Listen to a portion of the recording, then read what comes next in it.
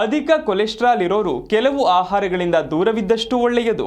ಮಧುಮೇಹ ಹಾಗೂ ಅಧಿಕ ರಕ್ತದೊತ್ತಡದಂಥ ಕಾಯಿಲೆಗಳ ಹಾಗೆ ಕೊಲೆಸ್ಟ್ರಾಲ್ ಕೂಡ ಸೈಲೆಂಟ್ ಕಿಲ್ಲರ್ ಇದ್ದ ಹಾಗೆ. ಪ್ರಮುಖವಾಗಿ ಹೃದಯಕ್ಕೆ ಪೂರೈಕೆಯಾಗುವ ರಕ್ತನಾಳಗಳನ್ನು ಬ್ಲಾಕ್ ಮಾಡಿಬಿಡುತ್ತೆ. ಹೀಗಾಗಿ ಈ ಕಾಯಿಲೆಯಿಂದ ಬಳಲುತ್ತಿರುವವರು ವೈದ್ಯರ ಸಲಹೆ ಪಡೆದುಕೊಳ್ಳುವುದರ ಜೊತೆಗೆ ಕೆಲವೊಂದು ಬಗೆಯ ಆಹಾರಗಳಿಂದ ಕೂಡ ದೂರವಿರಬೇಕು. ಈ ಬಗ್ಗೆ ಹೇಳ್ತೀವಿ ನೋಡಿ.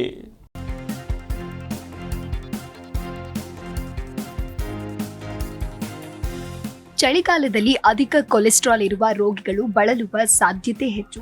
ಪ್ರಮುಖವಾಗಿ ಹವಾಮಾನದಲ್ಲಿನ ನಿರಂತರ ಬದಲಾವಣೆಗಳು ರಕ್ತದ ಲಿಪಿಡ್ ಮಟ್ಟದಲ್ಲಿ ಏರಿಳಿತವನ್ನು ಉಂಟು ಮಾಡುವ ಕಾರಣ ಆರೋಗ್ಯದಲ್ಲಿ ಆಗಾಗ ಸಮಸ್ಯೆಗಳು ಕಾಣಿಸಿಕೊಳ್ಳುವ ಸಾಧ್ಯತೆಗಳು ಹೆಚ್ಚು.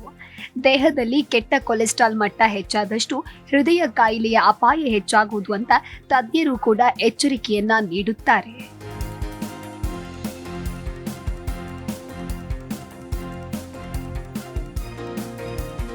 ಸಾಮಾನ್ಯವಾಗಿ ಚಳಿಗಾಲದಲ್ಲಿ ಹೃದಯಾಘಾತದ ಪ್ರಕರಣಗಳು ಹೆಚ್ಚಾಗಿ ಕಾಣಿಸಿಕೊಳ್ಳುತ್ತೆ.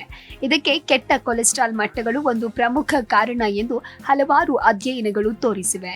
ಈಗಾಗಲೇ ಅಧಿಕ ಕೊಲೆಸ್ಟ್ರಾಲ್ ಸಮಸ್ಯೆಯಿಂದ ಬಳಲ್ತಾ ಇರುವವರು ಯಾವೆಲ್ಲ ಆಹಾರಗಳನ್ನು ಸೇವನೆ ಮಾಡಬಾರದು ಎನ್ನುವುದರ ಬಗ್ಗೆ ನೋಡೋಣ.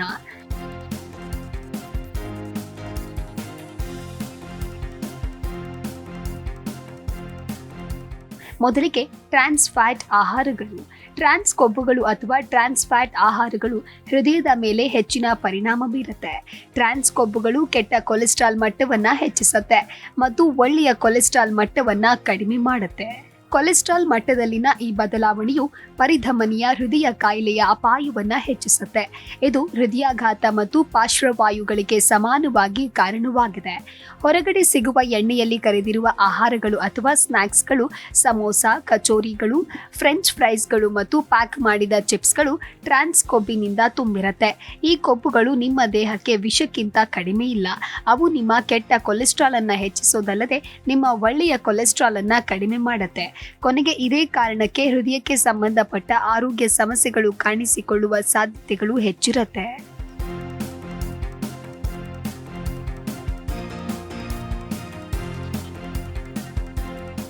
ಮೊಟ್ಟೆಯಿಂದಲೂ ದೂರವಿರಿ. NCBIನಲ್ಲಿ ಪ್ರಕಟವಾದ ವರದಿಯ ಪ್ರಕಾರ ಅಧಿಕ ಕೊಲೆಸ್ಟ್ರಾಲ್ ಇರುವ ಜನರು ಮೊಟ್ಟೆಗಳಿಂದ ದೂರವಿದ್ರೆ ಒಳ್ಳೆಯದು. ಅನೇಕ ಪೋಷಕಾಂಶಗಳಿಂದ ಸಮೃದ್ಧವಾಗಿರುವ ಈ ಆಹಾರವು ಸ್ಯಾಚುರೇಟೆಡ್ ಕೊಬ್ಬನ್ನು ಹೊಂದಿರುತ್ತೆ ಮತ್ತು ಅತಿಯಾಗಿ ಸೇವಿಸಿದ್ರೆ ಅದು ನಕಾರಾತ್ಮಕ ಪರಿಣಾಮಗಳಿಗೆ ಕಾರಣವಾಗಬಹುದು. ಹೆಚ್ಚಿನ ಕೊಲೆಸ್ಟ್ರಾಲ್ ಇರುವವರು ತಮ್ಮ ಹೃದಯವನ್ನ ಮಾತ್ರವಲ್ಲದೆ ಯಕೃತ್ತಿನ ಆರೋಗ್ಯವನ್ನ ರಕ್ಷಿಸಲು ಮೊಟ್ಟೆಗಳನ್ನು ತಪ್ಪಿಸಬೇಕು. ಆದಾಗ್ಯೂ ಮೊಟ್ಟೆಗಳನ್ನು ಸೇವಿಸುವ ಮೊದಲು ನೀವು ತಜ್ಞರನ್ನ ಸಂಪರ್ಕಿಸಬೇಕು.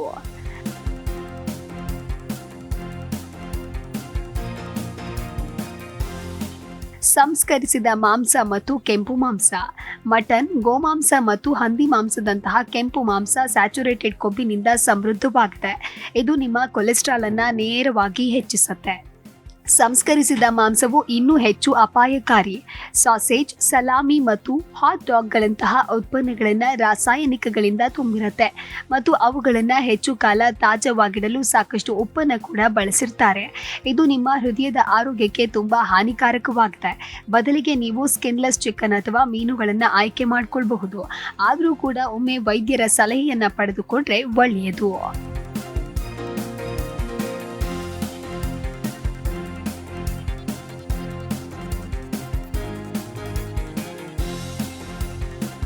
ಎಣ್ಣೆಯಲ್ಲಿ ಕರಿದಿರುವ ಆಹಾರ ಪದಾರ್ಥಗಳು. ಅಧಿಕ ಮಸಾಲೆ ಪದಾರ್ಥಗಳು ಮತ್ತು ಎಣ್ಣೆಯಲ್ಲಿ ಕರಿದಿರುವ ಆಹಾರ ಪದಾರ್ಥಗಳು ಬಾಯಿಗೆ ರುಚಿ ನೀಡುತ್ತೆ, ಆದರೆ ಆರೋಗ್ಯಕ್ಕೆ ಬಹಳ ಅಪಾಯಕಾರಿ. ಹಾಗಂತ ಇಂತಹ ಆಹಾರ ಪದಾರ್ಥಗಳು ಅಧಿಕ ಕೊಲೆಸ್ಟ್ರಾಲ್ ಇರುವವರಿಗೆ ಮಾತ್ರವಲ್ಲ, ಸಾಮಾನ್ಯ ಜನರು ಕೂಡ ಇದರಿಂದ ದೂರವಿರಬೇಕು. ಈ ಆಹಾರಗಳು ಹೆಚ್ಚಿನ ಕ್ಯಾಲರಿಗಳನ್ನು ಹೊಂದಿರುತ್ತೆ. ಹೆಚ್ಚಿನ ಕೊಲೆಸ್ಟ್ರಾಲ್ ಮಟ್ಟವನ್ನು ಹೊಂದಿರುವವರು ಎಣ್ಣೆಯಲ್ಲಿ ಕರಿದಿರುವ ಇಂತಹ ಆಹಾರಗಳಿಂದ ದೂರವಿರಬೇಕು.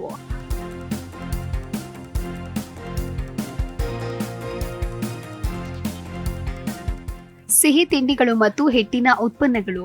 ಸಿಹಿಗೂ ಕೊಲೆಸ್ಟ್ರಾಲ್ಗೂ ಏನು ಸಂಬಂಧ ಎಂದು ನೀವು ಆಶ್ಚರ್ಯ ಪಡ್ತಿರಬಹುದು. ಆದರೆ ಇವೆರಡೂ ಕೂಡ ಒಂದಕ್ಕೊಂದು ಸಂಬಂಧವನ್ನ ಹೊಂದಿದೆ.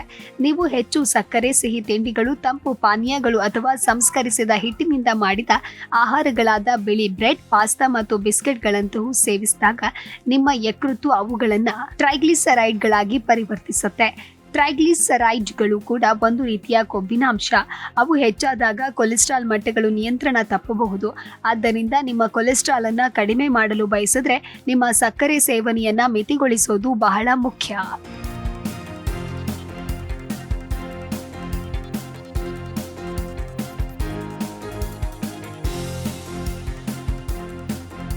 ಕೊಲೆಸ್ಟ್ರಾಲ್ ಬಳಲುತ್ತಿರುವವರ ಆಹಾರ ಪದ್ಧತಿ ಹೇಗಿರಬೇಕು? ಆಹಾರ ಪದಾರ್ಥಗಳಲ್ಲಿ ಫೈಬರ್ ಅಥವಾ ನಾರಿನಾಂಶ ಇರುವ ಆಹಾರಗಳನ್ನು ಹೆಚ್ಚಿನ ಪ್ರಮಾಣದಲ್ಲಿ ಸೇರಿಸಿಕೊಳ್ಳಿ.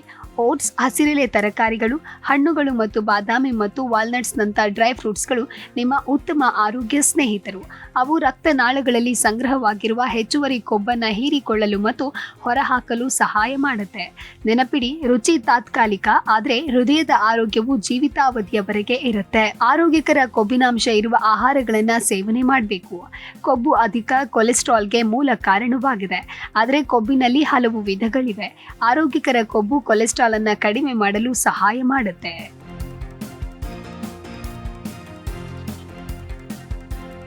ಇನ್ನು ಮೀನು, ಅಗಸೆ ಬೀಜಗಳು, ವಾಲ್ನಟ್ಸ್, ಅವಕಾಡೋಗಳು ಮತ್ತು ಆಲಿವ್ ಎಣ್ಣೆಯಂತಹ ಒಮೆಗಾ 3 ಕೊಬ್ಬಿನಾಮ್ಲಗಳು ಸಮೃದ್ಧವಾಗಿರುವ ಆಹಾರಗಳು ದೇಹಕ್ಕೆ ಪ್ರಯೋಜನಕಾರಿ. ಅವು ಕೆಟ್ಟ ಕೊಲೆಸ್ಟ್ರಾಲ್ ಅನ್ನು ಕಡಿಮೆ ಮಾಡುತ್ತೆ ಮತ್ತು ಹೃದಯದ ಆರೋಗ್ಯವನ್ನು ಸುಧಾರಿಸುತ್ತದೆ. ಡ್ರೈ ಫ್ರೂಟ್ಸ್ ಹಾಗೂ ಬೀಜಗಳಲ್ಲಿ ದೇಹದಲ್ಲಿ ಉತ್ತಮ ಕೊಲೆಸ್ಟ್ರಾಲ್ ಅನ್ನು ಉತ್ಪಾದಿಸುತ್ತೆ. ಬಾದಾಮಿ, ವಾಲ್ನಟ್ಸ್, ಗೋಡಂಬಿ ಮತ್ತು ಚಿಯಾ ಬೀಜಗಳಂಥ ಬೀಜಗಳು ಮತ್ತು ಡ್ರೈ ಫ್ರೂಟ್ಸ್ನಲ್ಲಿ ದೇಹದಲ್ಲಿನ ಕೆಟ್ಟ ಕೊಲೆಸ್ಟ್ರಾಲ್ ಅನ್ನು ಕಡಿಮೆ ಮಾಡಲು ಸಹಾಯ ಮಾಡುವ ಉತ್ತಮ ಕೊಬ್ಬುಗಳು ಮತ್ತು ಫೈಬರ್ ಅನ್ನು ಹೊಂದಿರುತ್ತೆ.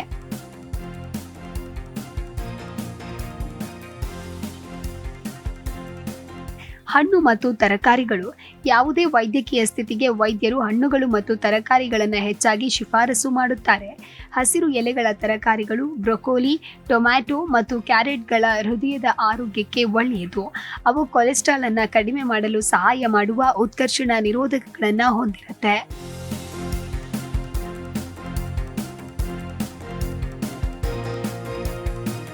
ಕಾಫಿ ಮತ್ತು ಚಹಾವು ಹೆಚ್ಚಿನ ಕೊಲೆಸ್ಟ್ರಾಲ್ನೊಂದಿಗೆ ವೈದ್ಯರು ಹೆಚ್ಚಾಗಿ ಸಲಹೆ ನೀಡುವ ಆಹಾರಗಳಾಗಿವೆ. ಗ್ರೀನ್ ಟೀ ಉತ್ತಮ ಪರ್ಯಾಯ ಆಗಬಹುದು. ಗ್ರೀನ್ ಟೀ ದೇಹದಲ್ಲಿ ಕೆಟ್ಟ ಕೊಲೆಸ್ಟ್ರಾಲ್ ಅನ್ನು ಕಡಿಮೆ ಮಾಡಲು ಸಹಾಯ ಮಾಡುವ ಉತ್ಕರ್ಷಣ ನಿರೋಧಕಗಳನ್ನು ಹೊಂದಿರುತ್ತೆ. ಇದಲ್ಲದೆ ಪ್ರತಿದಿನ ಗ್ರೀನ್ ಟೀ ಕುಡಿಯೋದು ನಿಮ್ಮ ಹೃದಯದ ಆರೋಗ್ಯಕ್ಕೆ ಒಳ್ಳೆಯದು. Desk bureau, G Kannada news.